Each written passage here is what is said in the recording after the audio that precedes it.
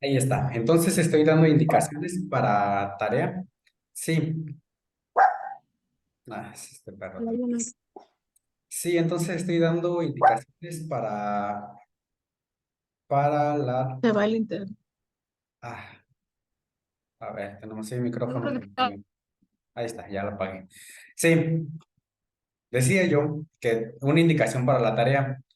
Les dejé unas lecturas en esta primera tarea que son acerca de diagnóstico diferencial. Entonces ahí tenemos, bueno, la idea que espero que hayan plasmado en sus tareas es que me hayan dicho, ok, el dolor de lumbar puede dar porque hay una hernia, porque hay una fractura o porque hay una compresión de nervio ciático, etcétera, etcétera. Y lo distingo de tal y tal manera y es diferente el dolor por hernia cuando es por nervio ciático, porque este se irradia, no sé. Ustedes, esa es la idea de esa actividad del diagnóstico diferencial. Entonces, para que lo tomen en cuenta, ya sea para esta tarea o para la que viene. Ajá. Y pues ya, nada más para que lo tengan ahí bien, bien claro, ¿no? Eso es lo que estoy pidiendo, porque algunos me estaban preguntando si nada más era de un caso o qué. Entonces, no, es en general. Ustedes me planteen cómo, ese es un diagnóstico diferencial, cómo sé que es una cosa o es otra. Ujú. Entonces, Prof, esa es la... yo tengo una pregunta. Ajá. En la primera parte de bioquímica, que había que poner como en tres cuartos de hoja, la explicación de varias sustancias, pues ahí como que sí siento que me hice un poco pelotas porque no sabía qué tanto explicar, ¿no? Como qué tan a detalle. Y pues no cabe mucho, ¿no? En un cuarto de hoja. Claro. Mm, ok, sí, esa tenía cierto grado de dificultad, por eso ahorita les voy a hacer un comentario, porque entiendo que tenías, no, no es una tarea así como sencilla, ¿no? Entonces lo que quería ahí que me dijeran es, por ejemplo, la finalidad de ese marco teórico es que ustedes se metan más en materia, ¿no? Finalmente no estaría así como por cumplir tengo que hacer un marco teórico y busco conceptos y los hago, ¿no? Sino que ustedes se metan un poco más de lleno. Y, por ejemplo, en el marco teórico que hiciéramos un trabajo más del tipo, ok, tengo una lesión y los mediadores inflamatorios son los leucotrienos, tromboxanos y prostaglandinas. Y por otro lado, tengo los mediadores de dolor que pueden ser pirógenos, etcétera, etcétera, ¿no? Que quisiera nada más ese juego de catalogar las sustancias químicas que se liberan, porque bueno, de hecho, las que les dejé son unas de varias que hay, ¿no? Entonces... pues a lo mejor que me dijeran el tromboxano, como su nombre lo dice, es el que me ayuda a procesos de coagulación, ¿no? O está presente en la cascada de coagulación y ahí termina. O sea, pero que fueran palabras claves y precisas de qué es lo que hace cada mediador o sustancia. No sé si me doy Ok, a entender. gracias. Sí. Ok. Bueno, y no se han unido los demás, pero como varios me di cuenta que estuvieron haciendo la tarea el viernes y ahí todos la mayoría, bueno, creo que la mitad me estuvo diciendo que no la terminó, que se le cerró la plataforma y no sé. Vamos a ver algo. Voy a darles chance que entreguen esta tarea hasta el martes todavía. Varios me mandaron mensajes por WhatsApp enviándome ahí sus PDFs de que no pudieron subirlo, pero que si se los puedo, de que se los puede revisar por ahí. Ya saben que yo nunca he tenido problemas que me manden cosas por WhatsApp, pero pues ahorita sí me revisan que yo tenga las tareas y las tenga calificadas. Entonces voy a abrir nuevamente un espacio o ya les avisaré si la puedo volver a reabrir la tarea. Y los que ya la subieron les haré comentarios de retroalimentación y que no, pues la subirá de nuevo. Entonces, para que lo tomen ahí en cuenta, no voy a revisar nada por WhatsApp, porque aparte tengo ya varios mensajes y no sé, luego se ponen nombres raros y ya no sé quién es quién no. Pero entonces es eso. Y no están la mayoría nuevamente, pero si tienen duda, pregunten porque nadie pregunta, es así como que esperan a que sea la fecha de entrada y me avientan ahí pues lo que hicieron, ¿no? Entonces, ah, pues es lo que les digo. La tarea es para ustedes, finalmente, es sí, para que la apliquen, ¿no? No tiene otro objetivo más que se afilen ustedes mismos. Entonces, dicho esto con la tarea, creo que ya no hay nada más que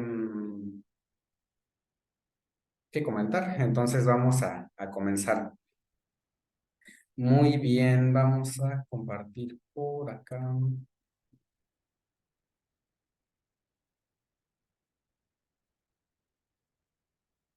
A ver, creo que se están compartiendo las... Ah, sí, creo que sí.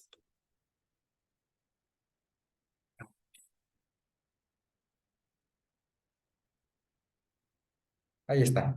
Parece que ahí ya tengo el presi, ¿no? Sí, creo que sí, ahí se ve. Muy bien, entonces vamos a comenzar. Recuerden entonces que esta materia la tenemos dividida en cuatro bloques. Primero hablamos del origen del dolor, que es lo importante, es lo que yo les decía antes de hablar de la analgesia y cómo vamos a tratar el dolor, pues hay que saber de dónde sale, ¿no? Es lo mínimo, hay que ver por qué existe el dolor, qué lo origina, y hay que conceptualizar. La conceptualización que yo les hacía o la que quería que se llevaran era la del sistema, lo que en medicina occidental conocemos como sistema nervioso central y periférico. Ajá. Eso es lo que quería que se llevaran de la primera clase. Entonces, para esto les mostré esta imagen y el día de hoy vamos a seguir trabajando con esta imagen. Recuerden que cuando hablamos de dolor, este amigo es el que siente.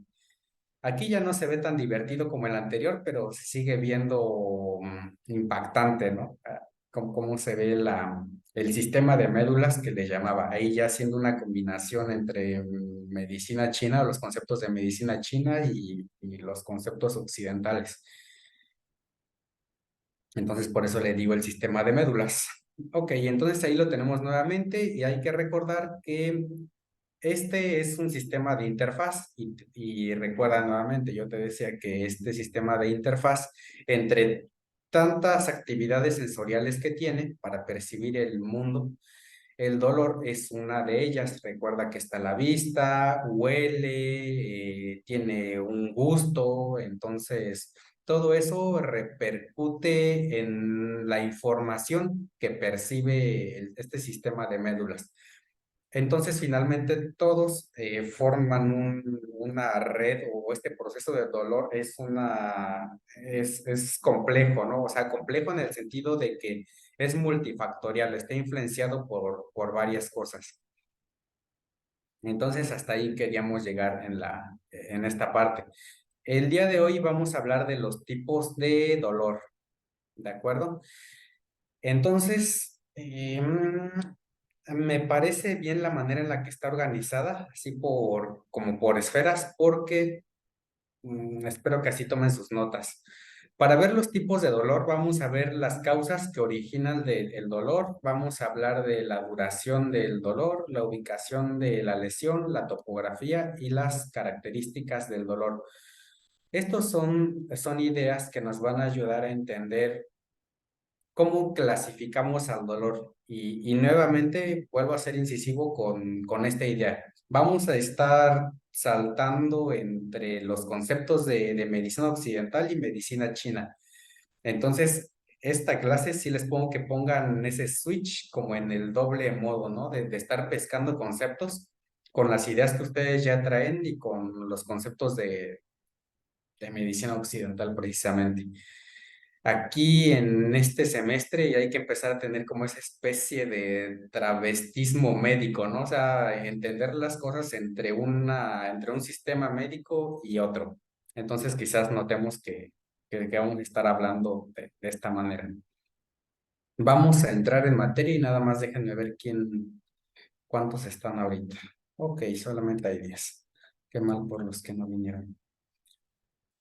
Muy bien, entonces una forma de clasificar al dolor va a ser a través de las causas que lo originan. Y para esto ustedes aquí ya reforzaron el tema con la tarea que hicieron. El dolor puede estar causado o puede tener una causa bioquímica, puede haber una causa mecánica y puede haber una causa neurálgica, ¿correcto? Vamos a ver qué ocurre con la causa bioquímica del dolor. A ver, aquí necesito participantes, a ver cuéntenme cómo les fue en su tarea, qué investigaron o qué se les quedó de su tarea. Eso es lo que quiero que me digan. Travestismo médico. Pues sí, ok. A ver, cuéntenme qué se les quedó de su tarea. No, no quiero que me vuelvan a leer. ¿Qué se les quedó de la tarea?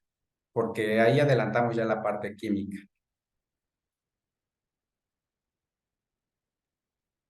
Por ejemplo, profe,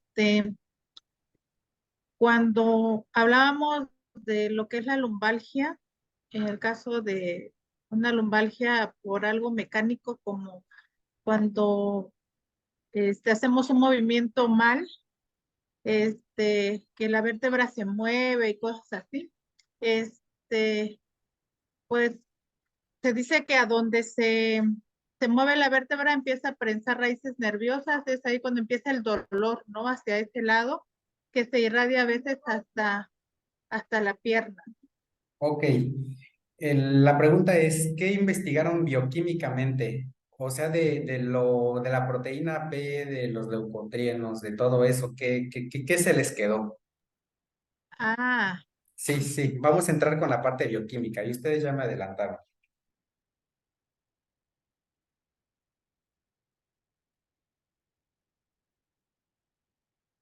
¿No? Pues que cuando el dolor comienza porque tenemos nocioceptores o receptores del dolor.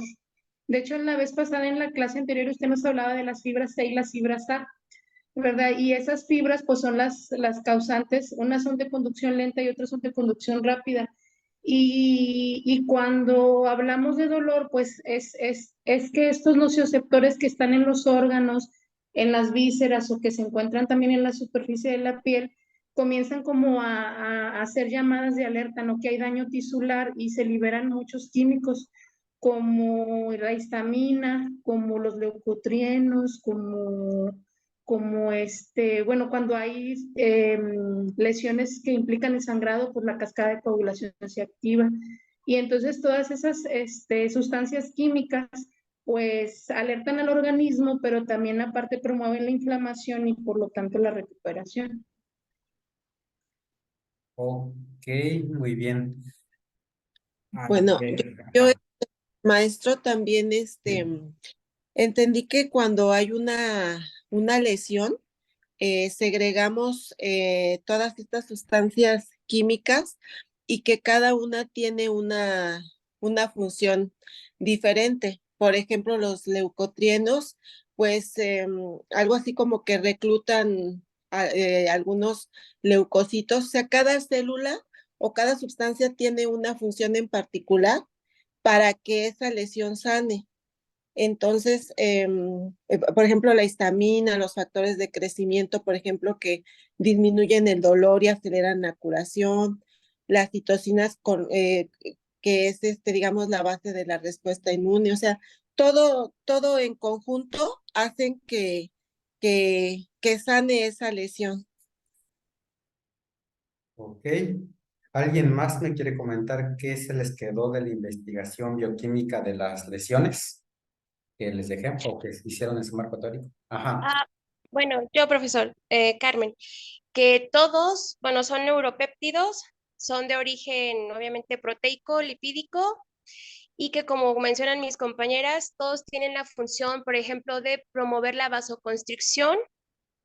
Algunos aumentan la irrigación sanguínea, promueven la inflamación, y ayudan obviamente a que se liberen sustancias que ayudan a la regeneración si hay una lesión, y también dependiendo del tipo de dolor, se van a activar unos u otros. O sea, si la lesión es aguda, si el dolor es agudo, si es una lesión, por ejemplo, una herida abierta, se van a activar ciertas sustancias, así es un dolor crónico, ¿no? Ya, por ejemplo, no sé, una lumbalgia causada por protusiones discales o por una hernia discal, ya también las sustancias liberadas van a ser diferentes de acuerdo del tipo de dolor.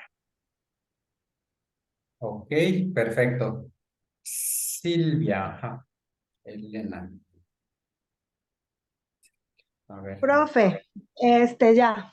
Por ejemplo, la sustancia P y las prostaglandinas son precursoras del dolor. O sea, en realidad existen sustancias que que van a promover el dolor y habrá sustancias que lo eliminen, ¿no? O sea, ya, por ejemplo, existen los opioides, que son los que evitan el dolor, pero por ejemplo la sustancia P lo promueve y tiene también el dolor, tiene todo un objetivo, o sea, no nada más es evitar el dolor como tal, sino que el dolor en realidad le avisa al cerebro y al sistema inmunológico que no hay algo que no anda bien.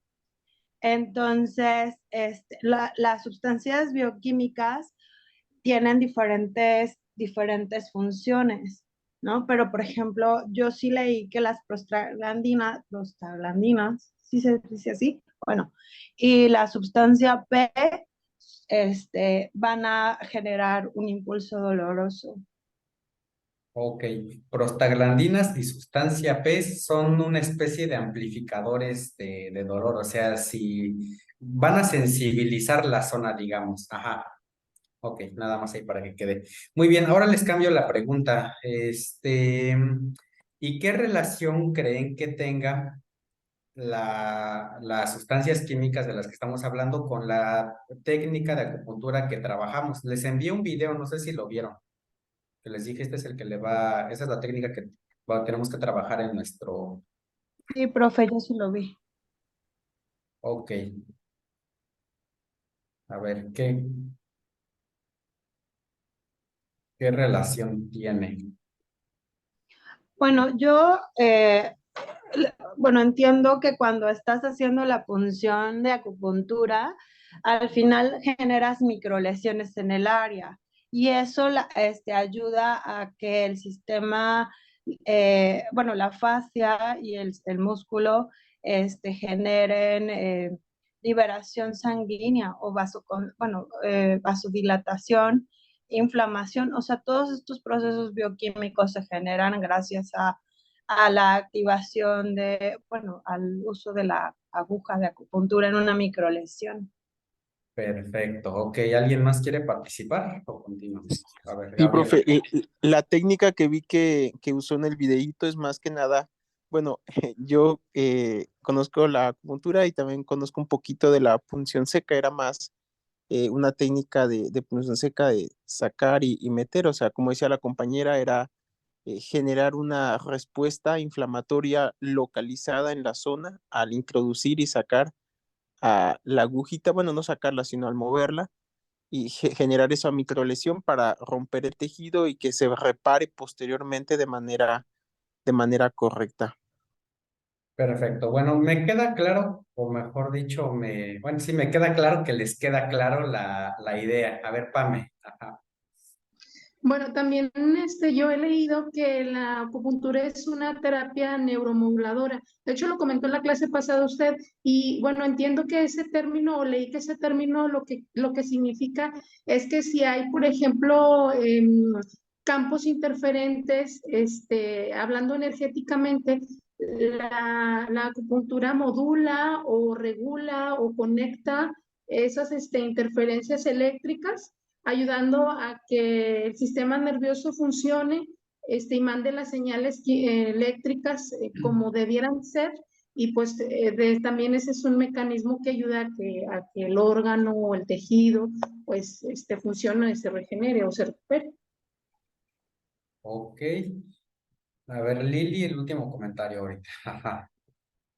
También recuerdo haber leído que cuando nosotros punzamos con la aguja, se le envía información a la médula espinal y también se aumenta la cantidad de óxido nítrico en el cuerpo, lo que hace que se mejore la circulación, que los vasos sanguíneos también se relajen y hay una mejor irrigación o un mejor flujo sanguíneo. Por eso es que mejora a veces el dolor o la contractura que haya en la parte donde nosotros punzamos.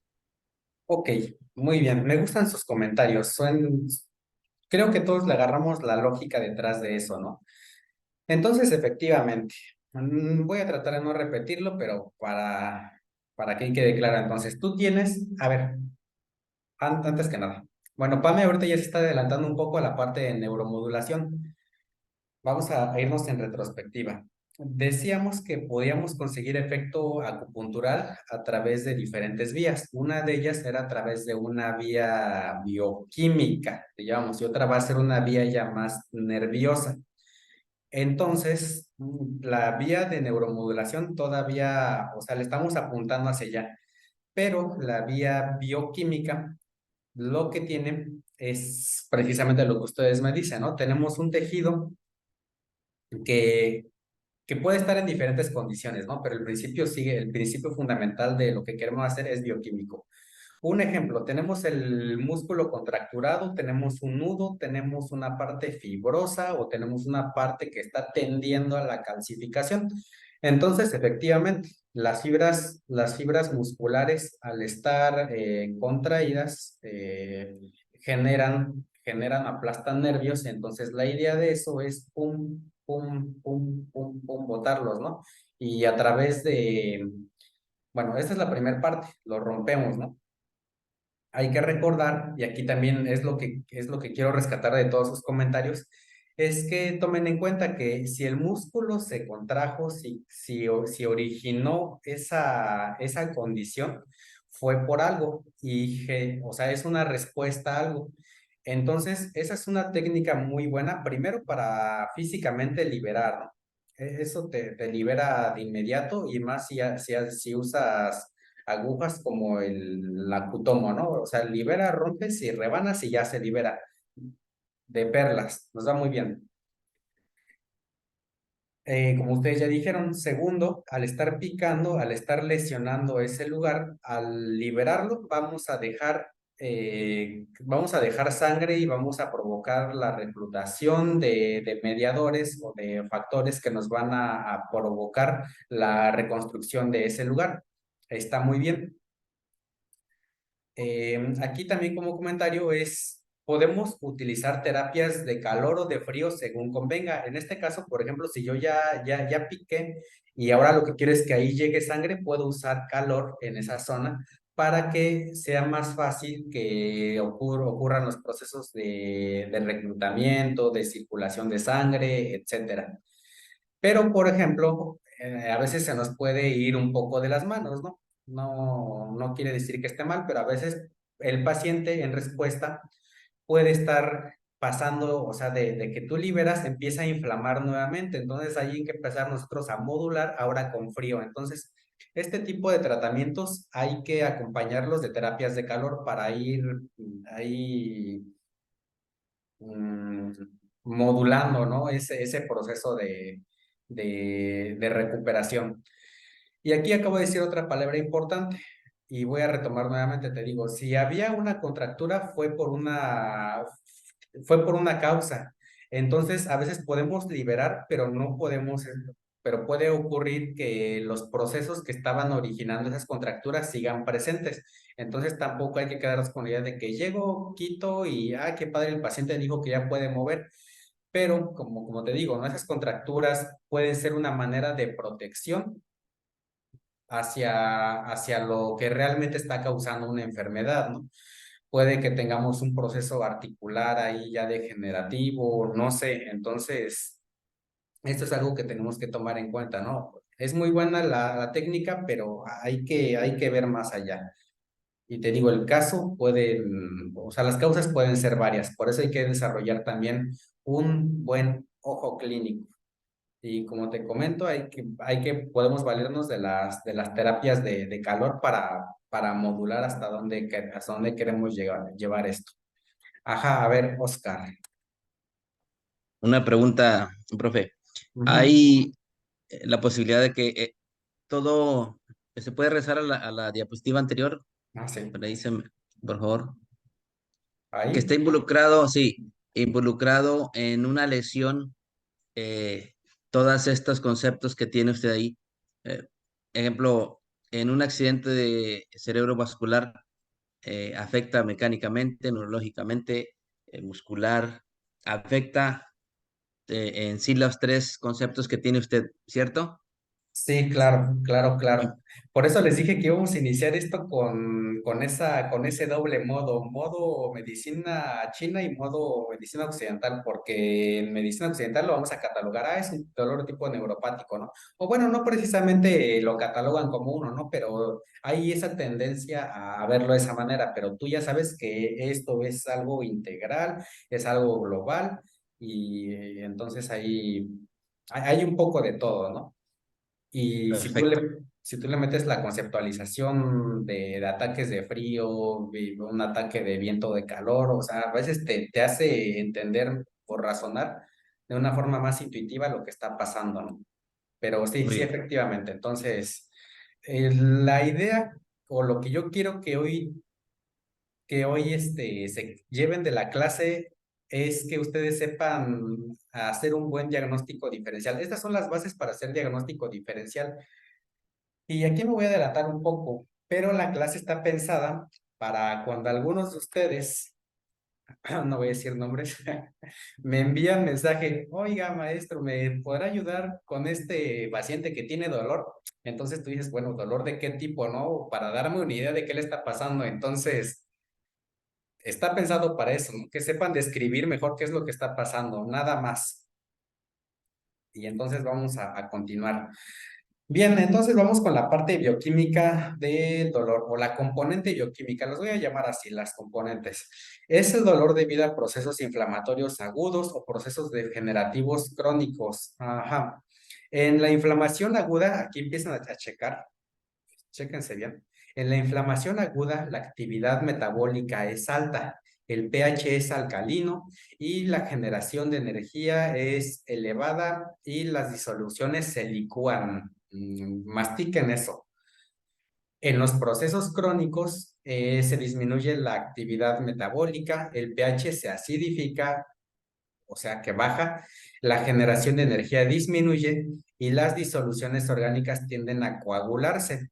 El proceso agudo es más de tipo, ¿cómo lo dirían en medicina china? Exceso. Sí, ¿cómo lo dicen en medicina china? Es más de tipo ¿qué?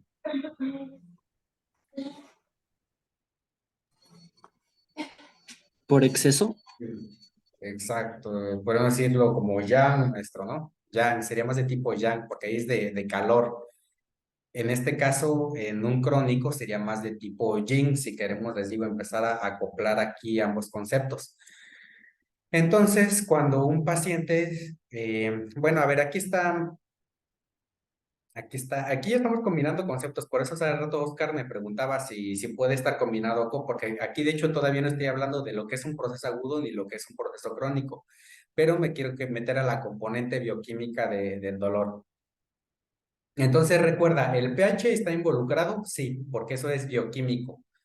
¿La actividad metabólica está involucrada? Sí, es de carácter bioquímico. ¿La generación de energía es elevada? Sí, porque es de carácter bioquímico. Entonces, si tú tienes un proceso en el cual hay dolor y ves que el músculo, vamos a pensar en un músculo, ¿no? Se empieza a hacer grande, lo sientes caliente, ahí vamos a decir que estamos en un proceso de inflamación aguda, ¿correcto? Y si la zona se siente fría, podemos pensar en que tiene más esta característica bioquímica, ¿no? Que el pH está disminuido y que no está llegando, fíjate aquí cómo estoy combinando la medicina china, ¿no? Que a lo mejor es una zona que no está llegando sangre. Entonces, chécate para que también lo vayas tú cotejando con tus diferentes técnicas de acupuntura. Si tú tienes un músculo que está creciendo, se está haciendo grande, lo sientes caliente y la persona te refiere eso calor, una técnica, y ya me estoy adelantando con técnicas de acupuntura, lo que podemos hacer con nuestras técnicas de acupuntura es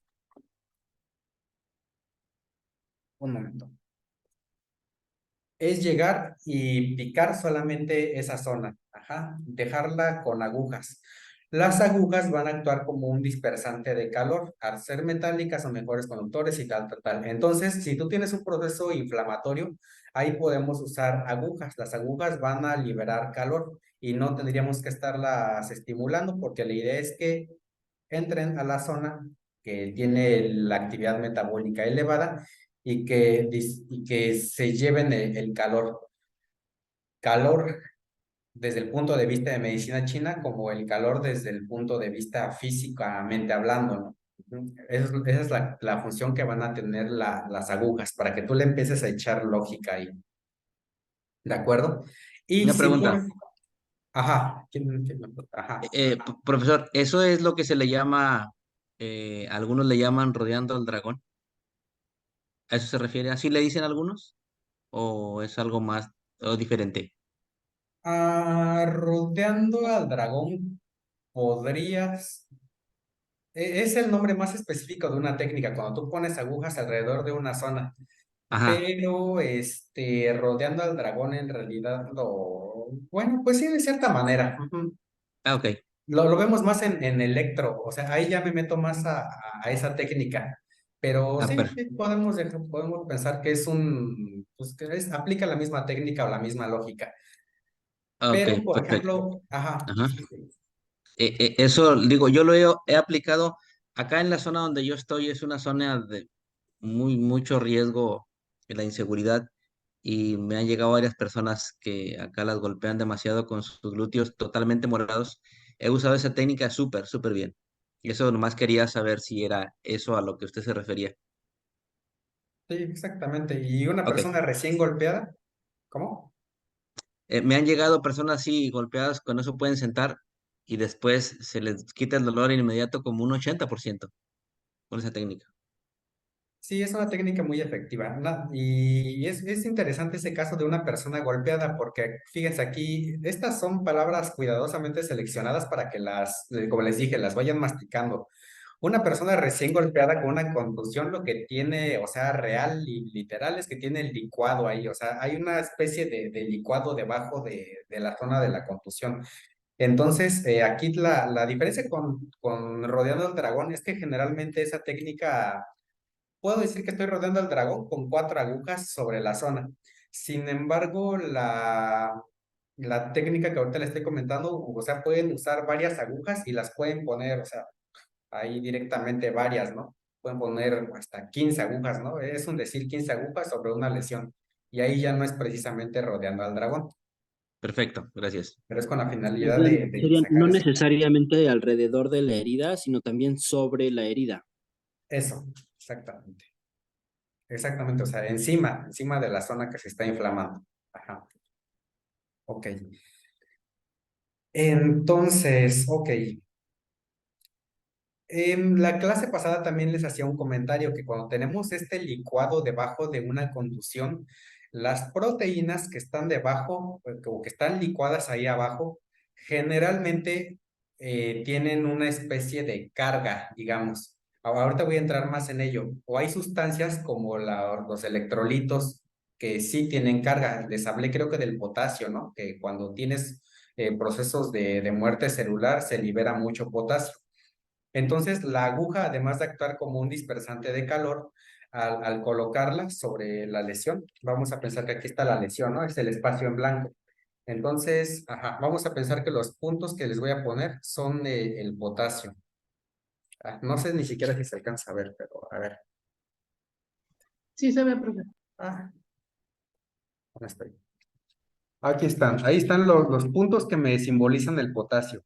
Entonces, si yo coloco, por ejemplo, a ver, vamos a hacerlo más visual. Entonces, este es el tejido, ¿no? Es un músculo que tiene ahí una forma como de bolillo, ¿no? O sea, está alargado. Entonces, si yo coloco las agujas sobre la lesión, vamos a regular, lo voy a decir ahí como de, entre comillas, ¿no? A regular el licuado de proteínas con carga que se liberan. Entonces, al regularlos y al darle orden, o sea, a través yo de mi estímulo de acupuntura, voy a hacer que todo ese caos, esa zona caótica, se empiece a modular. Este concepto ya va más hacia la parte de electro, o bueno, el fenómeno que yo les decía, espero que se hayan quedado con esa imagen del gato que estaba en el trampolín, ¿no? Cuando uno empieza a hacer que esas proteínas resuenen o vibren a cierta frecuencia, lo voy a decir así, se, se dejan de reclutar todos esos factores de recuperación. Son palabras un poco generales, pero espero que me entiendan la idea detrás de esto. Entonces, bueno, eso es con el licuado que tenemos en un proceso agudo, pensando en una inflamación, ¿no? El proceso crónico lo que tiene es que es una zona generalmente, incluso hasta por calor fría. Como te digo, es una zona es una zona que tiene la actividad metabólica disminuida. Entonces ahí ya podemos pensar en la técnica que te acabo de comentar, bueno, la que ustedes acaban de hacer en la tarea, ¿no?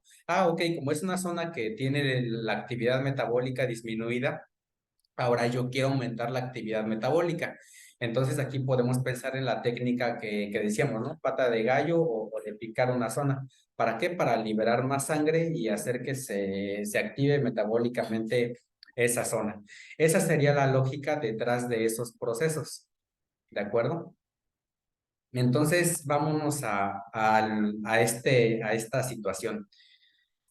Bueno, tú ya lo hiciste de tarea, ¿no? Aquí tenemos una lesión, tenemos aquí el licuado de sustancias que se liberan y tenemos aquí del sistema inmunológico que también está actuando. Ajá. Y bueno, creo que ya nada más se lo dejo para que quede visualmente lo que estamos hablando, ¿no? No sé si tienen alguna duda, pero, o sea, hacia allá va todo esto. Ahora, fíjense que hay algo muy interesante. ¿Ya todos llevaron un fármaco? Sí, ya. Sí, ¿Sí? Ok, a ver. A ver, entonces pregunta. Definan, díganme qué son o cuál es la función o qué recuerdan de los corticoides. ¿Qué les dice la palabra corticoide? Eh, ujú, a ver, ¿qué les dice eso? Corticosteroide. ¿Qué les dice eso? Son para desinflamar, son para desinflamar y eh, eh, me parece que los liberamos de manera natural a través de de la glándula adrenal, ¿no? Adrenales. Pero pues ya los corticoides pues no son o sea, sí son desinflamatorios, pero pues ya es algo antinatural de cierta manera, ¿no? Ok, muy Bueno, bien. Sí. según yo, perdón, son hormonas, como dijo, que se liberan por las glándulas adrenales, pero tienen una función también moduladora, ¿no? O sea, pueden modular, por ejemplo, procesos metabólicos, inmunológicos y de distintos tipos. Es lo Ok. que yo recuerdo. Mencionen de un medicamento de este tipo, de un corticosteroide. Dexametasona. Dexametasona, profesor. Ahí es donde ya viene la dexametasona, la mometasona, betametasona, la Así prednisona es. y muchas onas, ¿no? Perfecto, qué Sí. bien, están actualizados. Fíjense que aquí tenemos, sí, fíjense que acá tenemos dos imágenes. Esta es la imagen del cortisol, ¿de acuerdo? Y a su lado tenemos un corticosteroide. A ver, fíjenselo y fíjense en ello y a ver, quien llevó bioquímica conmigo, a ver, ¿qué notan en las moléculas, la inflamatoria y el, y el, este, y el cortisol? A ver, ¿qué notan entre estas dos moléculas? Espera, un momento. Ah, ups, híjole. Ah, no, a ver, ahí la voy a mantener. A ver, fíjense.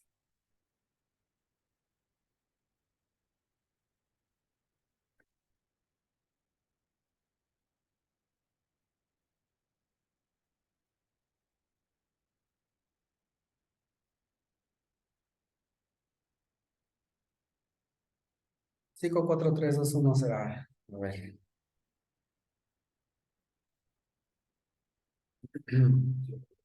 ¿Mm? ¿Cuál? No, no. A ver, miren, lo que tenemos, a ver si sigo acá, no voy a ser que se me haya ido la señal. No, sí estoy aquí. Sí, fíjense que lo que tenemos en estas dos moléculas, fíjense, para empezar, este es el, como les decía, Cortisol. el que les dije, el El cortisol. cortisol. Ajá. Para empezar, Cortisol. recuerden que los glucocorticoides y todo eso que viene con metasona, ionas, son moléculas que que son muy parecidas al cortisol y estos a su vez vienen de ciertos precursores que se generan a partir del colesterol. Entonces, para empezar, bioquímicamente son parecidas, ¿de acuerdo? Y en este caso, fíjense que la molécula se parece mucho. Este es la dexametasona. Esta es dexametasona y de este lado teníamos al cortisol. Bioquímicamente, lo que tenemos es que la dexametasona, por ejemplo, aquí tiene un átomo de ¿qué? Un átomo de flúor. Y noten también que que la molécula del cortisol tiene una especie de forma trans, o sea, está alejada la molécula. En cambio, la molécula de la DEXA tiene una especie de cis, ¿no? Tiene ese brazo acercado. Entonces, primero eso y segunda que al tener el flúor, que es un átomo muy electronegativo, digamos que la dexametasona tiene de cierta manera una especie de carga, no una carga neta hablando de cuestiones de valencia, sino una carga autoinducida por esos desbalances que hay entre la molécula. Entonces la molécula empieza a tener una especie de polaridad en realidad y la polaridad a su vez genera una especie de carga. ¿De acuerdo? Entonces, lo que quiero sacar de aquí o lo que quiero sacar de esta comparativa entre la molécula natural, como decían hace rato, y la molécula sintética son dos características. Primero, que al parecerse, la dexametasona y los corticosteroides, todo lo que son los glucocorticoides, de alguna manera mimetizan o interfieren con las funciones de los derivados del colesterol. Entonces, aquí es un punto en contra de este tipo de medicamentos que generalmente intervienen en los procesos hormonales pues de tu paciente. Entonces, un paciente que ya viene sobrecargado con este tipo de problemas, generalmente ya viene con problemas de hígado, si es mujer ya viene con problemas de sobreexpresión del dolor. ¿A qué me refiero? Las mujeres, sobre todo que trabajan o operan de esta manera, se regulan por cuestiones hormonales, empiezan a tener desbalances, ¿no? Vamos a manejarlo así, a veces por automedicación, ¿no? Se inyectan y se inyectan Dexa o no solo inyectados, si tuvieran algún proceso inflamatorio en piel y ya vienen con mucha betametasona en este caso, que es a través de piel, empezamos a tener ahí efectos secundarios bueno, no efectos secundarios, sino que empezamos a acumular ciertos padecimientos por la sobreexposición o el sobreuso de estos medicamentos. Ya les comenté, porque bioquímicamente vienen por esa misma ruta, ¿no? Pero esa fue la primera lección. La segunda lección, que aquí ya es la parte positiva de los glucocorticoides y todo lo que son este tipo de medicamentos, es que también nos ayudan bastante en acupuntura, o sea, bien usados también son buenos aliados. Y esto es por la característica del desbalance de cargas del cual te estoy hablando. Entonces, imagínate que tú tienes a un paciente que tiene un nervio dañado y que necesitamos ahora trabajar sobre la analgesia de ese nervio que a lo mejor está inflamado. Entonces podemos usar un glucocorticoide, o en este caso la Dexa, una categoría de estos tipos de, de medicamentos. Y aquí ya me voy a adelantar un poco a la materia que viene. Podemos usar electroterapia para que, y a ver si empiezas a hacer clic ahí, para que a través de una carga eléctrica tú concentres o de alguna manera hagas que el medicamento se migre hacia cierta parte. Entonces podemos tener, vamos a pensar aquí, ¿no? Que tenemos el nervio dañado, tú aplicas tu dosis, pum, de la Dexa en este caso. Bueno, ajá. Y a través del electro, tú vas a manipular ese medicamento por su característica de carga y hacer que, por ejemplo, se concentre en cierta zona. Eso es una manera en la cual podemos justificar el electro después de la aplicación de un medicamento antiinflamatorio como este. Otra característica de estos medicamentos es que para que entren a las células y hagan su función, bueno, tiene dos formas de funcionamiento, rutas metabólicas, digamos, no, mecanismos de acción, perdón. Una de ellas es que tienen que entrar a la célula. Entonces, ahí es cuando tú, a través del uso de tu equipo de electroacupuntura, a través del uso de ciertas frecuencias y voltajes, etcétera, vamos a permitir que esa célula que naturalmente está encargada para que selectivamente deje entrar cosas, a través del electro se abra o lo obliguemos a que se abra y entonces sea más óptima o tenga mejores resultados la aplicación de este tipo de medicamentos. En fisioterapia hay una técnica que de hecho se conoce como iontoforesis, lo voy a decir así, ¿no? La manipulación de medicamentos gracias a sus características de carga. Como tienen carga, entonces funcionan estos medicamentos. A ver, Pame, antes de que siga hablando. Ajá. Profe, yo tengo una pregunta.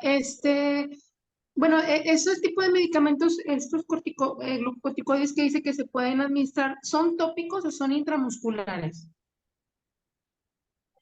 Bueno, ahorita creo que me estoy refiriendo más a cuando tú inyectas, que aquí Gabriel otra nos decía, no sé, ya se refiere más a lo que es terapia neural o técnicas de infiltración, que queda no tanto ahorita como para que se aplique, sino queda incluso como una motivación o como una herramienta que podemos aprender para hacer más eficientes, eficaces ciertos tipos de tratamientos. Ujú. Bueno, y es que aparte de eso, yo también he escuchado mucho hablar sobre la ozonoterapia y creo que es algo así parecido a lo que usted está diciendo. O sea, el ozono se infiltra. No sé si usted sabe de ello, si es efectivo. Realmente yo no me especializo en ozonoterapia y la verdad a veces también no me he metido mucho ahí porque a veces hay gente que lo usa para todo, ¿no? Entonces tendrá sus características, pero no sé, no soy experto en ozonoterapia, ahí sí se la debo, Pau. Ok, gracias. Sí, de nada.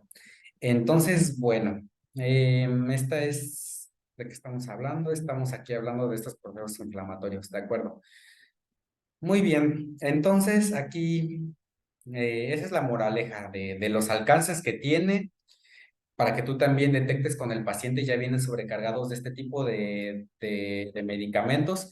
Y recuerda entonces que el médico a veces puede recetar, entre comillas, indiscriminadamente este tipo de medicamentos, pero tú sabes que como nosotros trabajamos más de manera global, de manera integral y viendo cosas que a veces el médico no ve, podemos echarle por lo menos una ayudadita al hígado, ¿no? Si tu paciente está bajo un esquema o sea, está trabajando o tiene tratamiento a base de antiinflamatorios, pues por lo menos que pongamos agujas de hígado o no sé, ¿no? Que tengamos, como les digo, una visión más global, que le mandes un té de diente de león o apliques ayer herbolaria, ¿no? O sea, esta es la visión global que les estoy dando ahorita. Ajá, a ver, mano levantada, Jorge. Ajá. Prof, alguna vez escuché del doctor Tomás Alcocer que se podía estimular al riñón para, para estimular la generación de cortisol. ¿Has escuchado algún estudio o que esto esté comprobado? Pues más que algún estudio, yo siento que es algo como hasta lógico, ¿no? Podemos decirlo, porque como les digo, ¿de Bueno, dónde con viene? acupuntura, pues. Ah, con acupuntura. Sí, usar acupuntura para estimular la liberación de cortisol. No como tal, no, no, así que te digo un estudio puntual, no, no, Ok, no. gracias. Pero bueno, o sea, que les digo, si detectamos que el paciente viene a lo mejor con este perfil ya de un desbalance así lo digo grande, ¿no? El término general de hormonal, que tú a través de la lengua, de las uñas y de todo eso detectas que lo que hay que trabajar es riñón, pues hay que trabajar directamente sobre la zona lumbar, sobre la zona donde se encuentran la suprarrenal para echarle una ayuda a esa glándula, ¿no? O sea, tú ya determinarás si está en una fase yin, una fase yang, eso ya depende del diagnóstico que tú hagas, pero sí, o sea, suena lógico, ¿no? Estimular o trabajar el riñón para ayudar a todo este proceso inflamatorio. Por eso les digo, ahí es donde nosotros tenemos como le decía al inicio, ¿no? Ese travestismo, ¿no? De empezar a intercambiar o de conectar ideas de repente, Sí, fortalecer el riñón para justo que... el doctor Tomás habla así mucho con una combinación, perdón por interrumpir, con una Sí, combinación de lenguajes y justamente mencionó este tema eh, eh, es- con puntos de vejiga, justo de riñón, el punto de riñón exacto. de canal de vejiga para estimular la liberación de cortisol. Entonces, pues yo no lo he encontrado, pero igual me parece como muy intuitivo que se pueda llegar a eso, ¿no? A reducir niveles de dolor generalizado. Exacto, a través Gracias. de estimular riñón, sí. Y recuerden que, por ejemplo, el riñón, bueno, ya también es meterle parte de herbolaria, ¿no? O sea, de alimentación. Si estás estimulando al riñón para que regule o vuelva a balancear esas cuestiones hormonales a través de las rutas de los esteroides, o sea, ya yendo en retrospectiva sobre qué es el cortisol y qué es la Dexa, al final vamos a ir llegando, o sea, lo más esencial de la molécula son esteroides, grasas esteroideas. Entonces, pues por lo menos meterle, o sea, ya en medicina china el riñón, ¿cómo nutrimos al riñón? A través de semillas, ¿no? Entonces, aquí ya sería a través de que tú le mandes las semillas que precisamente tienen las unidades grasas para generar y para regular todos estos procesos de generación o rutas de lípidos, ¿no? De grasas como los esteroides.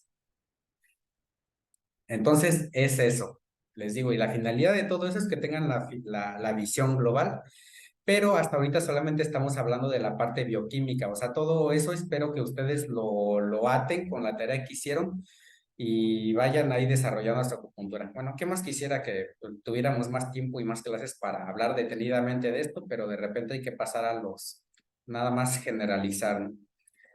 Muy bien, entonces recuerden, vámonos en retrospectiva. Estamos hablando de las formas en las cuales clasificamos el dolor. Ahorita estamos hablando de los tipos de dolor, entre comillas, tipos, o el origen del dolor bioquímico y el origen mecánico. Vamos a echar otra lectura acá. El dolor mecánico se exacerba con la actividad física o sobrecarga y mejora con el reposo y las posturas antiálgicas. A diferencia del dolor inflamatorio que aumenta con el reposo y mejora con la actividad física. Entonces, ¿a qué se refiere un dolor físico? Básicamente que si estás en una postura y tú detectas que esa es la postura, que esa postura te está desencadenando el dolor, bueno, entonces clasifico ahí el dolor como de tipo físico. Hay un factor físico que nos está generando ese dolor.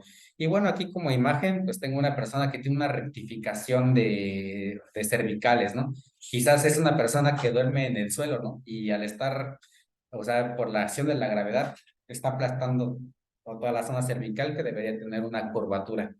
Creo que ahí no hay mucho que explicarles, ¿no? O sea, tú tienes que, como le decía, tener un buen ojo clínico para detectar cuándo se origina el dolor por procesos mecánicos. Ah, porque es Godínez y está sentado todo el día. Ah, porque está trabajando, trabaja levantando bultos de cemento, ¿no? Ah, porque trabaja haciendo actividades de repetición. Ah, porque trabaja en actividades incómodas.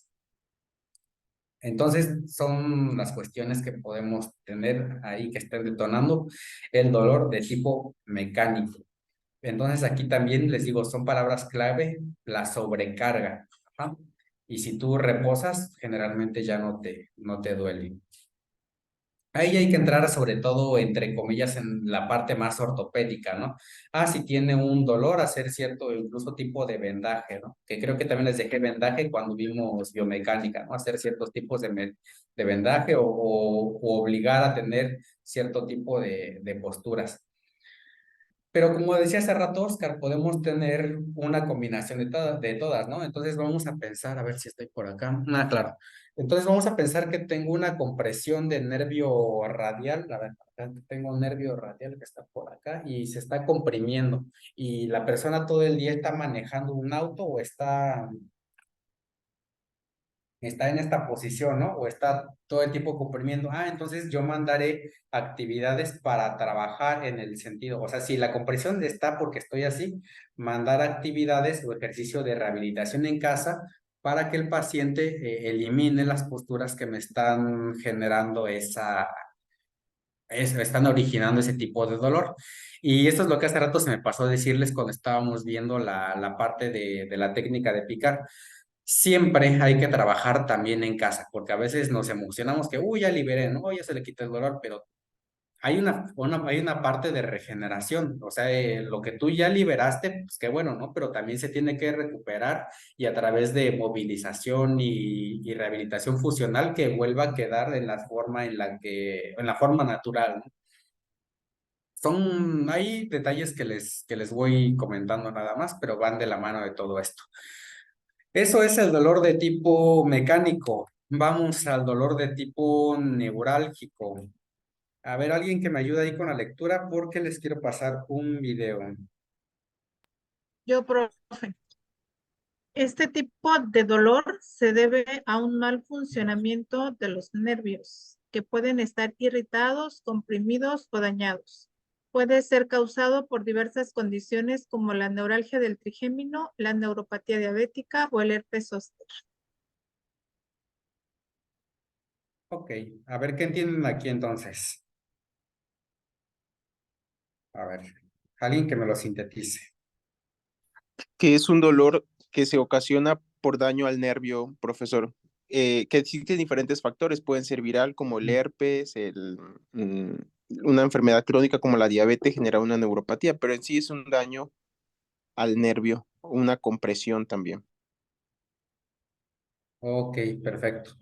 Entonces, como su nombre lo dice, al ser neuropático ya es una lesión directamente al nervio. Y recuerden que el nervio o la información que codifica el nervio se traduce, o la información, bueno, eso, ¿no? Se traduce en sensaciones de ardor, sensaciones de hormigueo, sensaciones de descarga eléctrica, piquetes o dolor frío. Ajá. Entonces, cuando tú le preguntas a un paciente cómo es el dolor y te empieza a decir que hay ardor, hormigueo, descarga, piquete o dolor frío, ah, es un dolor de tipo neuropático o es el dolor que se está conduciendo a través de un nervio. ¿De acuerdo? Y les estoy mandando al WhatsApp un video. Ahorita les llega y descárguenlo. Todavía no les llega. A ver. Pero bueno, entonces al ser una lesión directamente en el nervio, podemos tener, o sea, ya sea una cuestión física, como hace rato decíamos, podemos incluso estar presionando al nervio, estarlo friccionando, o sea, real, literal, estarlo magullando y que eso sea lo que nos esté generando el dolor, que simplemente esté irritado por un proceso autoinmune, por ejemplo, o por una neuropatía, como en este caso una enfermedad desmielinizante como la diabetes, ¿no? Ahí es un factor que está desmielinizando el cable, o sea, el recubrimiento del nervio. O una infección por virus, en este caso, herpes zóster. A ver, ya le llegó el video, ¿no? Sí. Ya, profe. A ver, descárguenlo y véanlo.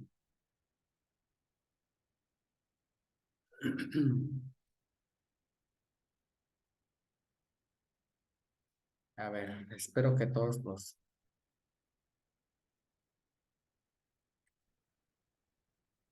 Les voy comentando el contexto. Es una paciente de, ya se me olvidó la edad, son como 20, 30 años, 30 años, paciente con 30 años, acude con su dentista, el dentista le retira las muelas del juicio y queda así.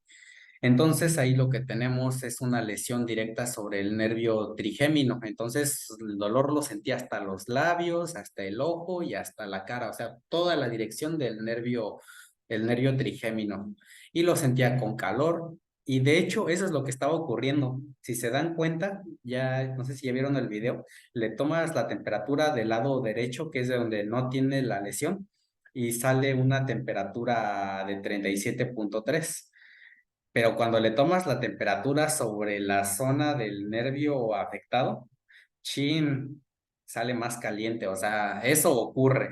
El calor es algo real. Ujú. Entonces, nada más se los quería compartir como contexto clínico. Ajá, o O sea, sea, cuando ajá. hay nervios dañados, sube la temperatura o, o, o, Puede. Ajá, sí, dígame. o cuál es la razón de que de un lado está más caliente, está inflamado. Ah, de hecho, ahí no se ve. Ah, bueno, les voy a enviar la foto para que vean. Claro, claro, nada más les estoy enviando el y no les estoy enseñando cómo está. Pero sí, en este caso les digo, o sea,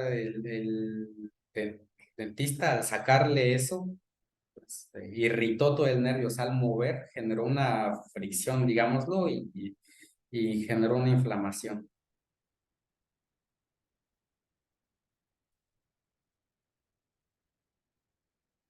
A ver, ya se los estoy enviando.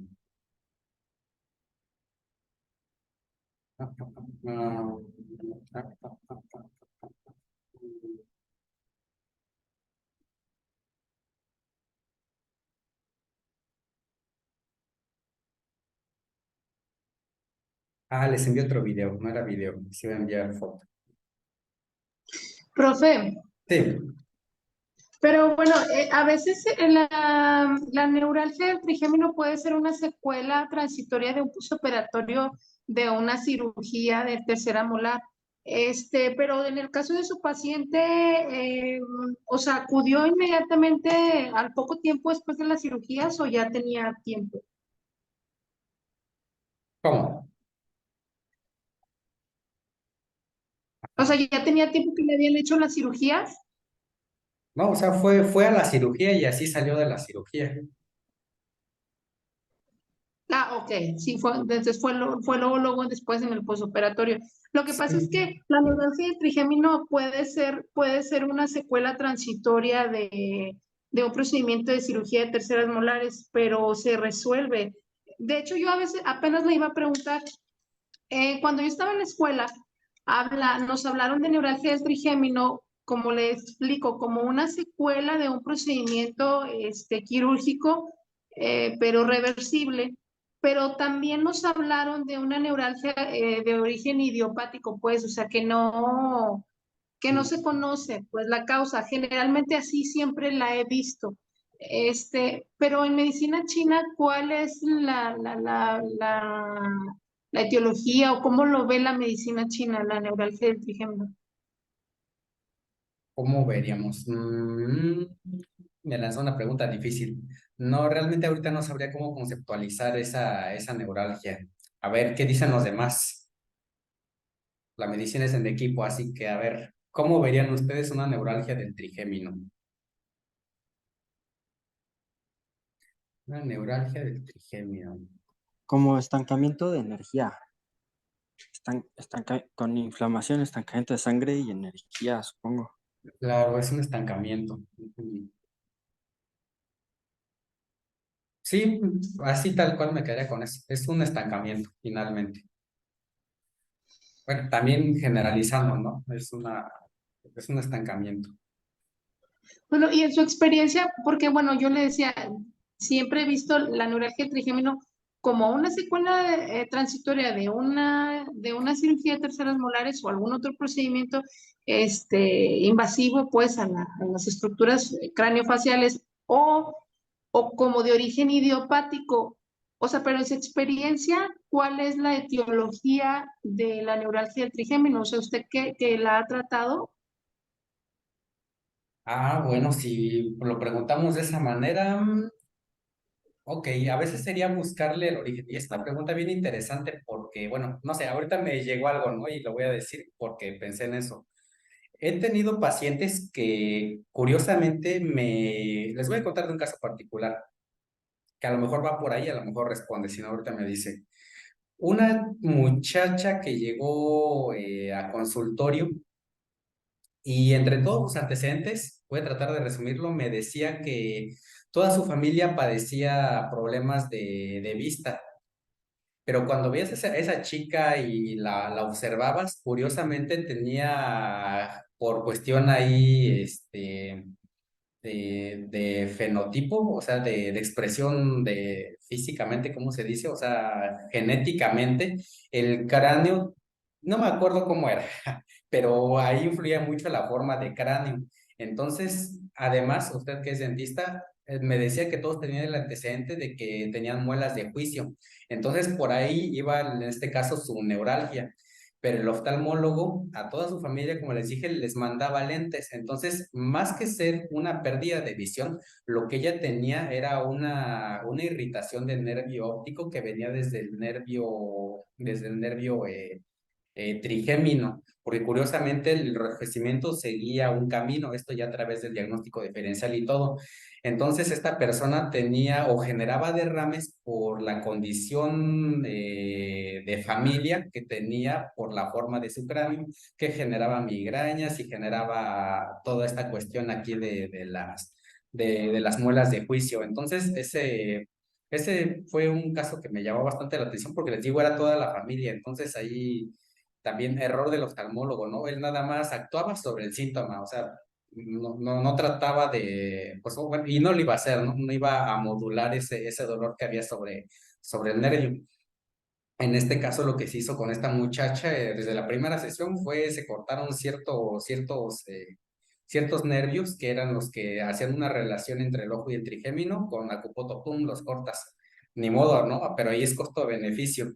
Entonces, hay mejoría. Ella no terminó su tratamiento porque era desde no sé dónde, entonces ya no supe cómo continuó, pero o sea, le ayudó a mejorar los derrames y la irritación de ojo. Ah, claro, y también cómo sabías que venía por el nervio óptico porque decía que tenía sensibilidad a la luz. Entonces tampoco es que fuera ceguita, o sea, era que tenía ahí una cuestión nerviosa, como les digo, pero con un antecedente genético, porque la familia tenía el cráneo maya, ¿no? Lo tenía así de cierta forma. A lo mejor por ahí tengo la foto, pero si la encuentro se las paso. Que sí, esa paciente sí se le tomó video y foto. Ese es un ejemplo. Bueno, no sé si esto le ayuda a resolver un poco lo que me preguntaban. Sí, sí, profe. Desde luego, como digo, usted en condición de dentista, también o sea, a veces los nervios de estar, ¿no? Cuando se duermen y aprietan los dientes, ¿cómo se llama? Lo tengo en la punta de la lengua. Bruxismo. Sismo, ¿no? O sea, eso también afecta y a veces, les digo, tienen los ojos rojos porque se duermen o sea, tensan todo esto. Ese es otro origen que muchas veces no se ve y que también está detrás de ese tipo de neuralgias de trigémino. Y ya no se me ocurre otro ejemplo, pero bueno, creo que, no sé, ahí pueden ser caminos, ¿no? Por eso es que detectar este tipo de origen de dolor requiere, como les digo, cierto tipo de arte, cierto tipo de ojo clínico. Y les digo, a veces no, ni siquiera es, como en este caso, es que fuera un problema de oftalmólogo, no es que fuera un problema de dentista, a veces la relación puede estar, o puede ser diferente. Ya nada más para terminar con lo que les pasé en el grupo de WhatsApp, entonces es la paciente que tiene más caliente un lado que el otro. Aquí para complementar, entonces la paciente salió relativamente bien de su cirugía, pero al segundo día es cuando se le empezó a hacer inflamado y quedó más duro, de hecho. Bueno, lo sentía más duro, por eso es que acude a consulta, porque digo, bueno, esto ya no se me hace normal y ahí el paciente pues, es el que siente, ¿no? Entonces, por eso se le colocan agujas. Si se dan cuenta, las agujas están ahí colocadas de manera muy local. Eh, o sea, tiene agujas desde la parte temporal, tiene agujas en la parte, lo voy a decir así, ¿no? Detrás de la oreja, porque hasta tenía problemas para equilibrarse, ¿no? O sea, de repente veía y se le perdía el piso. Y desde luego las agujas que van localizadas hacia la zona en la que sale el trigémino, desde la parte de la mandíbula, y la estoy colocando hasta el nervio óptico porque viene con lentes por la sensibilidad a la luz. Y si se dan cuenta, tiene agujas hasta la parte del nervio vago. Bueno, aquí yo ocupo mucha terminología, ¿no? Pero tiene agujas hasta en la zona de nervio vago.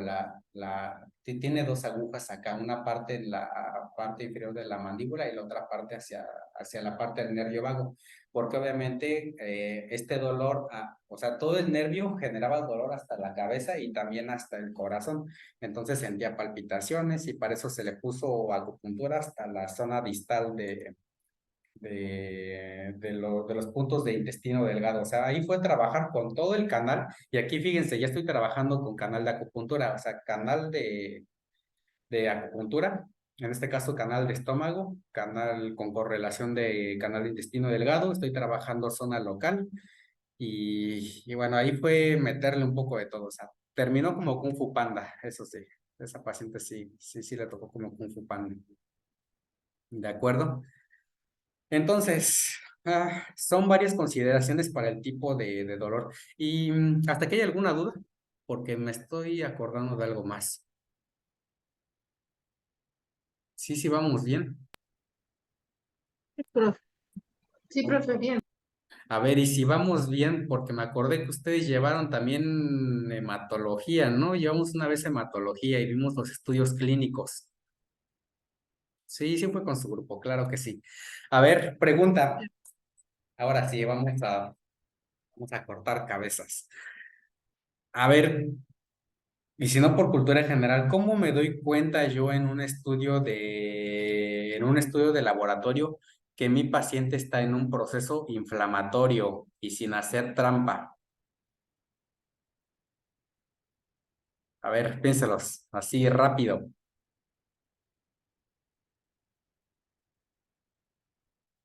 Ay, bueno, no sé, puede haber también un aumento en las plaquetas que tienen como tromboxanos y que ayudan también como al factor de coagulación y de Ok. inflamación.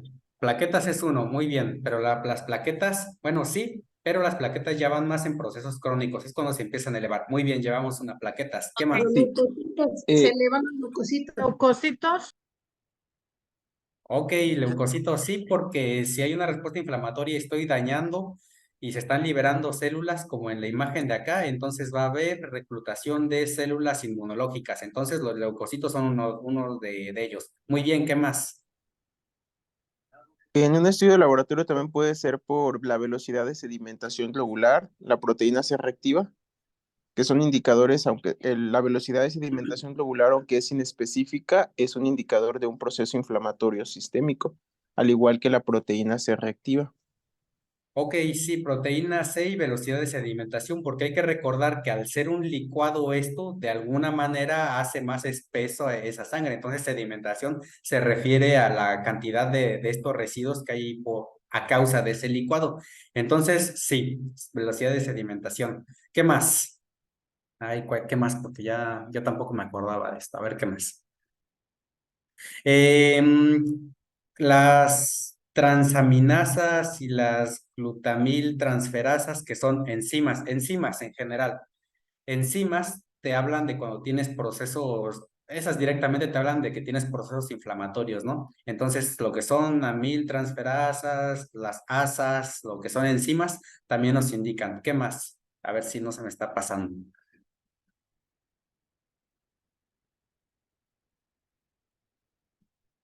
Bueno, me respondieron bien. Ok, vamos, perfecto. Ah, bueno, algo más que podría ser, que también se me está escapando, es que en un proceso crónico puedes tener el volumen de las células rojas, porque cuando tú ya tienes ¿Volumen corporal medio? eso, exactamente, porque cuando tú ya tienes procesos inflamatorios muy sostenidos en el tiempo y ya la sangre o ya viéndolo en términos de medicina china, la sangre ya se debilitó, entonces estos leucocitos al estar llenos y sanitos se empiezan a hacer pequeños y flácidos, se empiezan a cargar o empiezan a tener menos volumen. Entonces eso también ahí te das cuenta cuando ya son procesos de carácter crónico. Vámonos, perfecto. Muy bien, por eso me cae bien su grupo. Perfecto. Muy bien, pero hasta ahorita nada más hemos estado hablando de las causas del dolor. Uf, vámonos de regreso y vámonos rápido porque ya se nos está yendo la hora de la clase. Ah, bueno, esta es más fácil. El dolor también lo podemos clasificar ya sea como agudo o crónico. Entonces, se le conoce como dolor agudo cuando se suscita en un periodo menor de 6 meses o cuando es instantáneo. Y es dolor crónico cuando ya lleva más de, según la fuente, 4 o 6 meses de evolución. Entonces es dolor agudo porque tienes una causa puntual y tratable, y dolor crónico generalmente, bueno, aquí en esta fuente lo tienen como desconocida e incurable. Vamos a pensar en una artrosis. El dolor agudo tiene una finalidad protectora, y el dolor crónico ya nos está hablando de que hay un proceso destructivo. Bueno, esta tabla ya la podrás leer más adelante. Por ejemplo, el estado emocional, la conducta. Bueno, en el objetivo terapéutico de un dolor agudo, la idea es que lo cures, ¿no? Que lo quites. Y en un dolor crónico que no tuviera cura, por ejemplo, que tú ya no puedes regenerar una rodilla, ¿no? Ahí ya el tratamiento está enfocado en la readaptación. ¿De acuerdo? Tratamiento, vía de administración. Bueno, por ejemplo, en el dolor agudo, la administración, ¿dónde está vía de administración? Es parenteral, es decir, ahí va, pum, el piquetazo con jeringa. Por eso hace rato hacía la correlación con las dexametrazonas y esos antiinflamatorios derivados de colesterol. Entonces tenemos vía de administración oral para ya casos más crónicos, ¿no? Bueno, ahorita me vino a la mente cuando ya tienes procesos crónicos que ya te empiezan a dar, ¿cómo se llaman esos medicamentos feos que te dan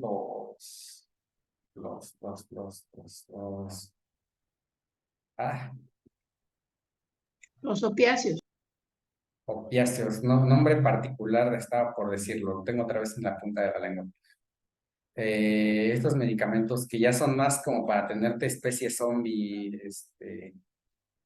a un paciente le dan, mi paciente ya tiene gabapentina y todos estos medicamentos. O sea, ya cuando un paciente ya viene con gabapentina, lo que ocurre con los medicamentos es que ya, o sea, ya nada más están sedando el nervio, ya el nervio, en lugar de estar reconduciendo la información, es como si lo empezáramos a matar, porque nada más es, cállate, es silenciar al nervio. Entonces, ahí ya también el tratamiento de un paciente que ya toma gabapentinas y ese tipo de neurotransmisores, sería depurar, ¿no? Primero hacer una especie de desintoxicación. Nada más es una especie de comentario. Pero entonces, bueno, esto es la clasificación del dolor como agudo y crónico, menor a 6 meses y mayor a 4 o 6 meses. Perfecto, este fue fácil, una clasificación fácil. Ubicación de la lección. Fíjate que aquí empieza también algo bueno, para que la notes. La ubicación del dolor cutáneo, o la clasificación del dolor cutáneo, la clasificación de tipo dolor visceral y la clasificación del dolor porque es somático y profundo. Vámonos al dolor cutáneo y ahorita regresamos a la imagen. A ver, un lector que me ayude.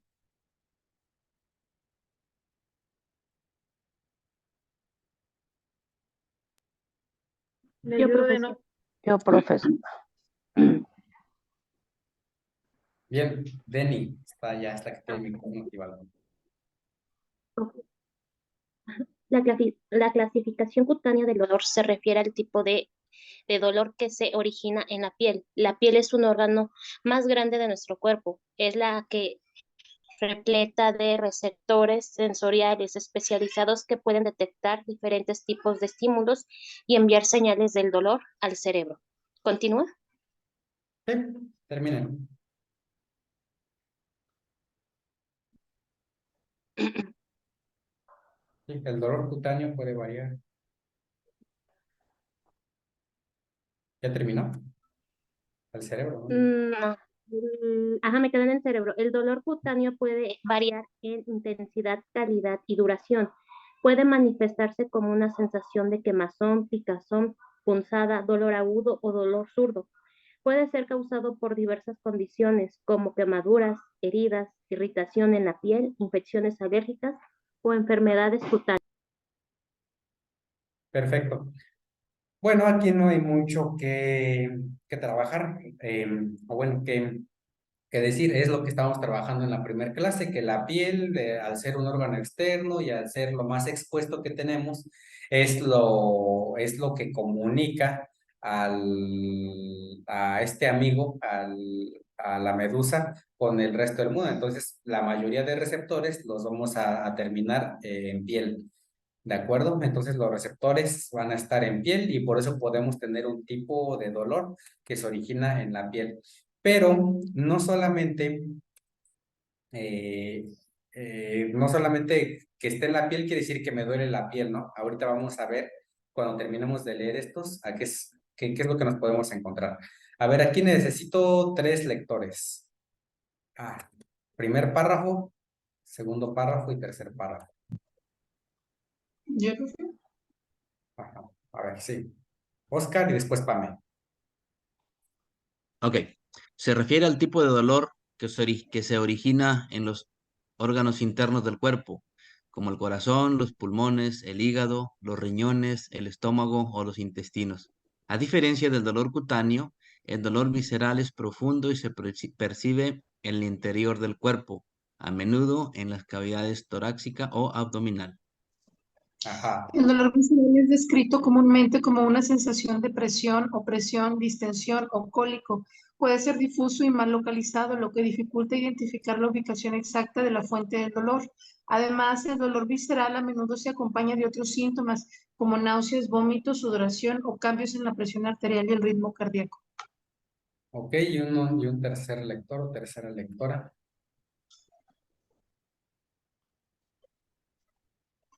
Este tipo de dolor es causado por la estimulación de los receptores de dolor en los órganos internos, que pueden ser sensibles a la distensión, la inflamación, la obstrucción, la isquemia, que es falta de flujo sanguíneo, o la irritación. Ejemplos comunes de dolor visceral incluyen el dolor asociado con enfermedades como la apendicitis, la pancreatitis, la enfermedad inflamatoria intestinal o la angina de pecho. Perfecto. A ver, Lili estaba alzando la mano para leer o tiene una pregunta hasta ahí. No, profe, era para... Para leer, ok, ahorita lee la siguiente. A ver, sí se quedó alguna idea de esto, porque ahorita vamos a regresar. Bueno, como nadie alzó la mano, yo me imagino que sí. A ver, Lili va a leer todo el dolor somático.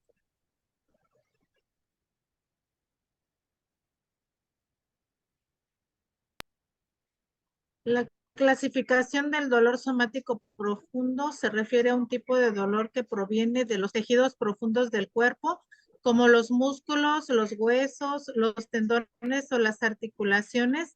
A diferencia del dolor visceral o cutáneo, el dolor somático profundo se localiza en una zona específica y se percibe como una sensación profunda y persistente.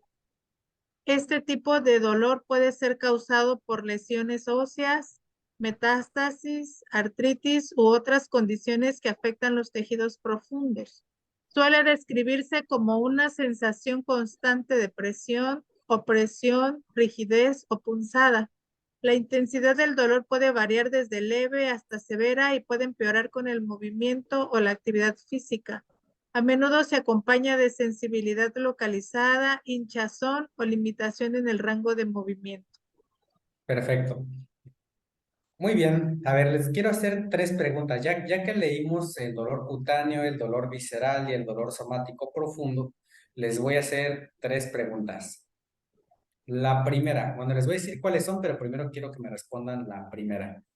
La primera es qué entienden de estos tres tipos de dolor. O qué se los quedó de alguno. A ver, porque ahorita quiero atar cabos.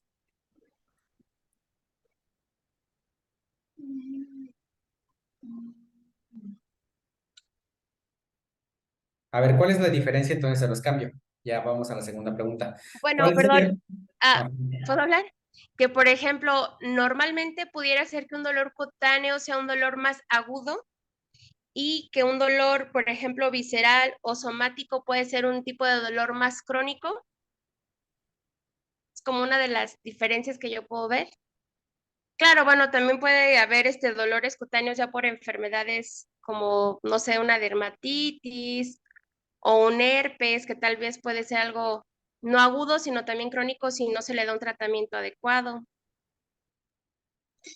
Bueno, yo opino diferente, profe, Ajá, ¿qué opina? que el dolor visceral, por ejemplo, el dolor visceral y el somático es más, por lo que entendí, es más localizado y el paciente dice, me duele aquí, lo identifica.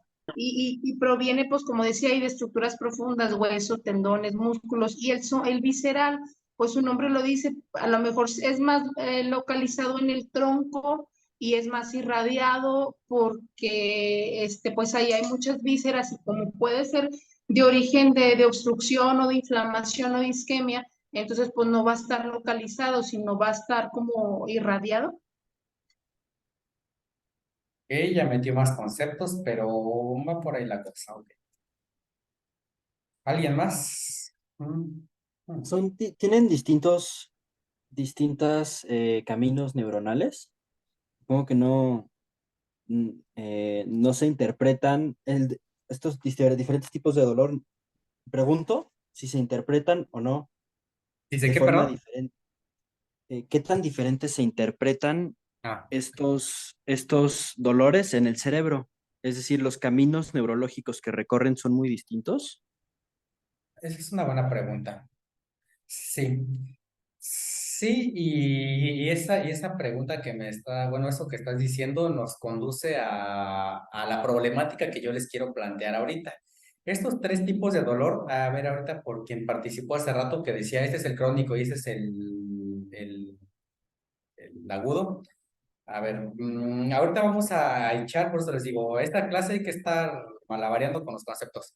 Ahorita vamos a olvidarnos de cuál es el crónico y cuál es el agudo. Aunque en realidad estos pueden estar más en la categoría de agudo. Ajá. ¿Quieres empezarlo? Ya vino el de la... pues ya lleno allá. Sí, ya, ni más. Estoy en clase. Gracias. Sí, a ver, Silvia, antes de que continúe. Profe, a ver si puedo dar bueno, puedo, a ver si mi idea esta es correcta. Las vísceras al estar en el abdomen, o sea, causan un dolor como de inflamación. O sea, yo, por ejemplo, pienso en un dolor visceral, puede ser un cólico causado por una distensión, no sé, por comer pan. ¿no? O sea, que haya gases, o por ejemplo, en el caso de la menstruación también, o sea, que a veces el dolor está más irradiado porque como que estorban, ¿no? Las vísceras. Y el dolor somático está como más localizado en la zona afectada. No sé si sea real lo que estoy diciendo. Tiene la idea, exacto. Ok, me parece bien. Vamos a entrar en materia de lo que quiero explicar aquí, ¿de acuerdo? A ver, no sé cómo mover esto. Bien, miren. Entonces, aquí esta forma de catalogarlo nos va a ayudar, o ya aquí es donde empieza a surgir el problema y aquí es donde empieza a surgir el arte de hacer nuestro diagnóstico diferencial y de determinar por dónde viene nuestro dolor. Ahorita a lo mejor pensamos que dolor cutáneo es, pues me pellizqué la piel y pues aquí siento, ¿no? Pero no necesariamente. Quiero que piensen en este caso que tenemos acá. Me voy a ir a problemas de abdomen para que vean cómo aparecen las tres fases de dolor en un problema de abdomen. Fíjense que que cuando vemos problemas de abdomen, eh, es que los problemas abdominales se ven bien bonitos, en serio. O sea, cuando los ves académicamente están bien padres. Cuando un paciente tiene una apendicitis, tiene una pancreatitis, tiene una colecistitis, tiene una colelitiasis, tiene divertículos, ahí inicia una fase muy bonita de hacer diagnóstico diferencial de abdomen. A mí me encanta el abdomen. Y todo inicia a través de las correctas fases de diagnóstico de abdomen.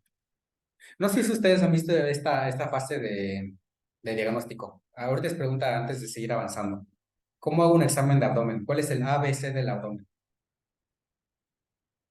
No lo hemos visto, profe. ¿No? Bueno, no que yo me perdí.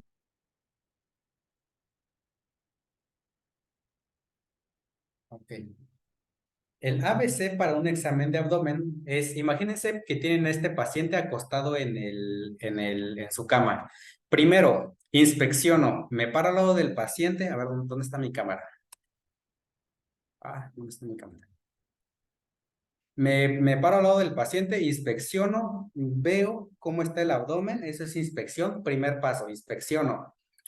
Ausculto, voy por mi estetos y escucho a los cuadrantes, a los 9 cuadrantes. En este caso es a través de 9 cuadrantes la auscultación de abdomen. Y siempre del cuadrante que está más lejos de la zona en la que le duele, entonces me voy acercando. Ese es uno. Después, ya primero inspecciono, ausculto, empiezo mi palpación, pero la palpación va a iniciar con esto.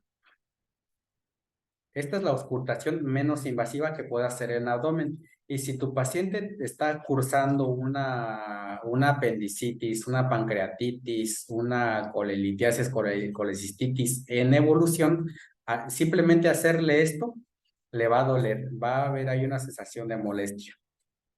Entonces, fíjense cómo aquí ya se empieza a meter el concepto de dolor cutáneo. O dolor cutáneo no más quiere decir que te picaste y ya, o sea, el dolor cutáneo me puede estar involucrando que las terminaciones nerviosas que estaban en un órgano se están reflejando, el dolor se está moviendo a los nervios que están sobre la piel. Entonces, el dolor cutáneo me puede estar indicando que hay un proceso inflamatorio en alguna de estas vísceras. Y ese como tal ya es el dolor visceral, y se llama visceral porque las paredes, fíjense, no directamente el contenido de la víscera, sino las paredes de la víscera, generalmente se están inflamando o se están expandiendo. Este dolor visceral viene de la expansión de las paredes de las vísceras, en este caso de los intestinos, del mismo peritoneo, del útero, les digo, de todas las estructuras, en este caso abdominales, se están expandiendo. Entonces ahí es donde usamos el concepto, ya usamos el concepto de dolor superficial y ya estamos viendo que es a raíz de un dolor visceral. Ajá, Carmen. Profesor, o sea que hay patologías o casos en los que pueden cursar los tres tipos de dolor. Por ejemplo, una inflamación visceral muy, pues, ¿cómo se puede decir? Muy aguda, muy intensa, puede ocasionar también tensión en ciertos músculos, no sé, de la zona lumbar o dorsal, y a su vez sensibilizar las zonas de la piel, como lo está diciendo. Sensibiliza, exactamente. Ujú. Sí, exactamente. Ah, Entonces, gracias. ok, ahí está, más que el ejemplo es cómo se ve, ¿no? Realmente, o el cuadro, el síndrome, ya viéndolo con medicina china, el síndrome de cómo se está provocando el dolor. Entonces aquí tenemos la combinación del dolor cutáneo, pero que es porque estamos teniendo de raíz un dolor visceral. Y en este caso, lo que se conoce como abdomen agudo, o sea, abdomen agudo clínicamente se refiere a cuando tú tienes una situación de este tipo. Entonces, el dolor es tal y la manifestación del síndrome es tal que generalmente la pancreatitis o este tipo de procesos llegan a formar hematomas o estos rastros sobre la piel.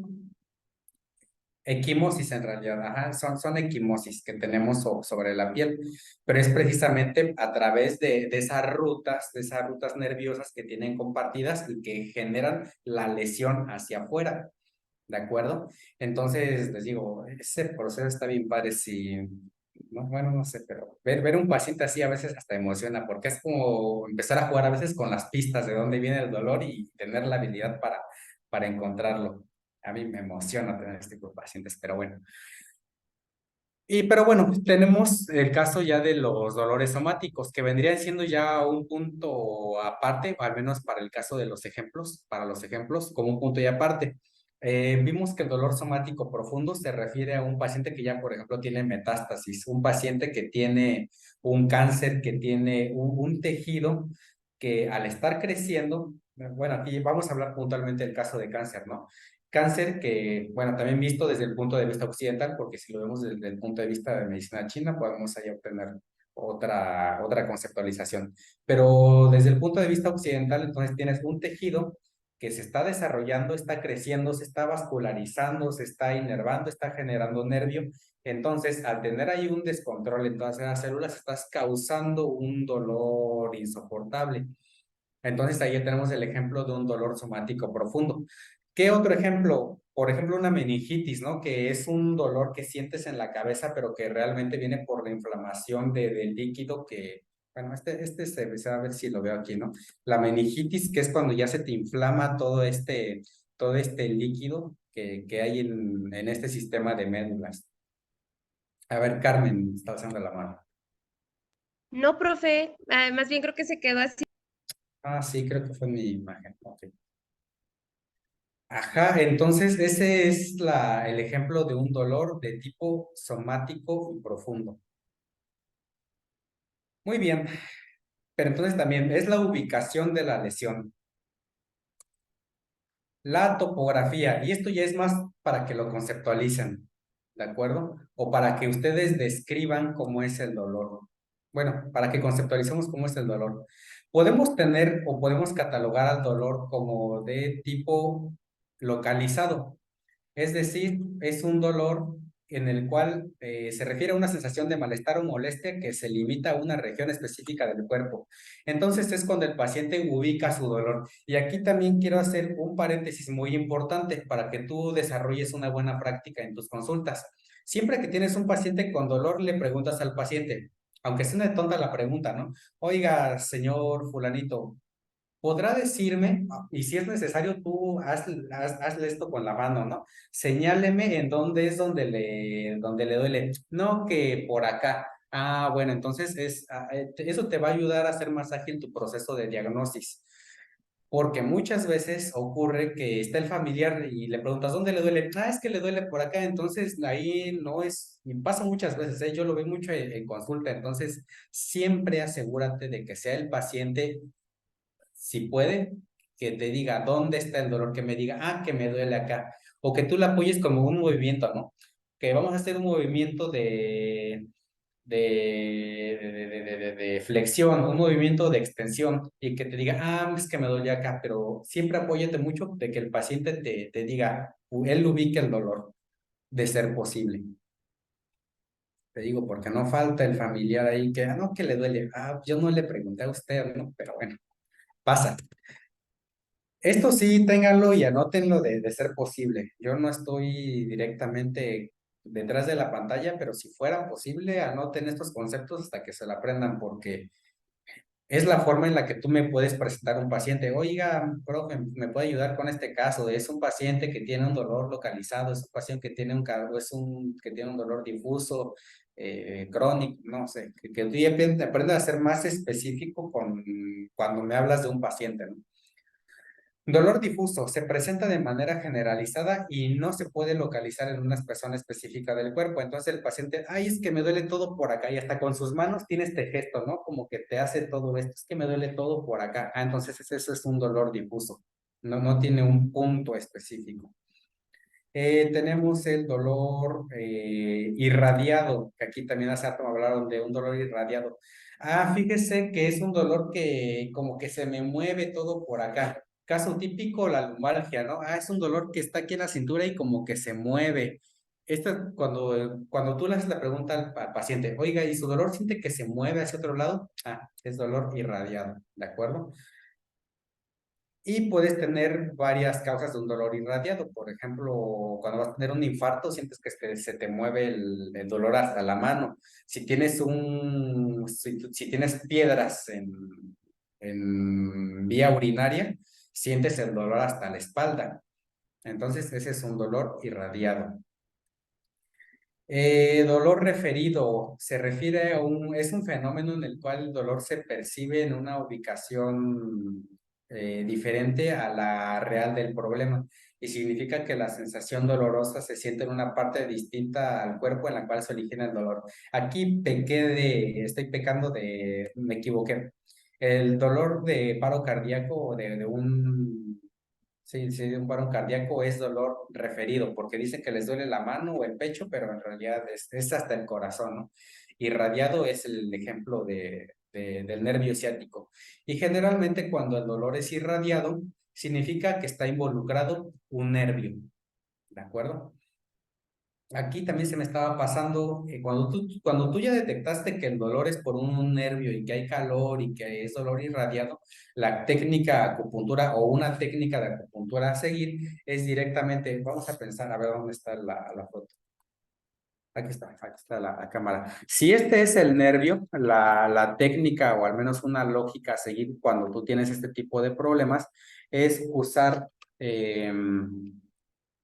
esta técnica de colocación de agujas, es colocar agujas sobre, bueno, no se sostienen, pero no se sostienen. Pero si este es el nervio, ir colocando agujas a lo largo de ese nervio, y entonces ahí ya después, valiéndonos de técnicas como el electro, empezar a modular ese dolor.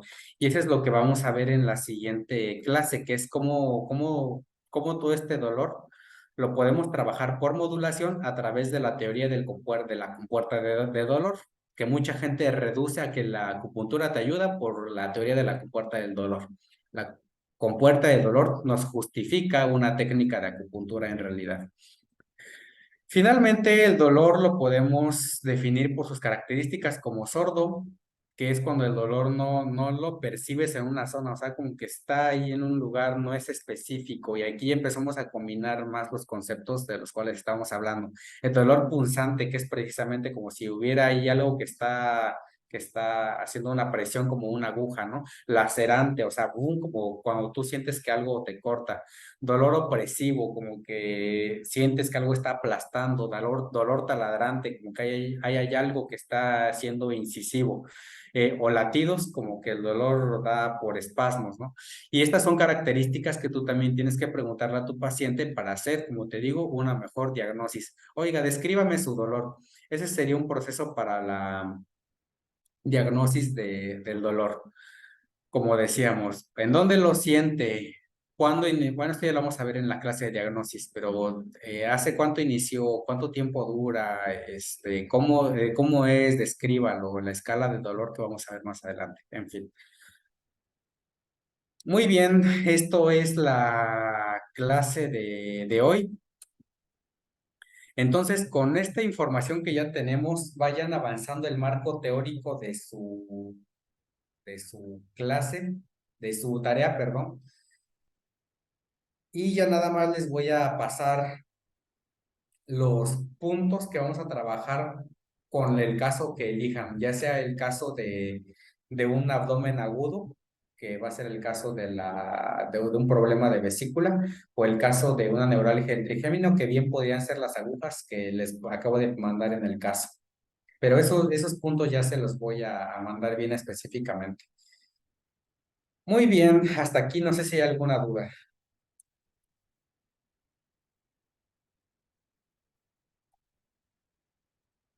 No, profe, está bien.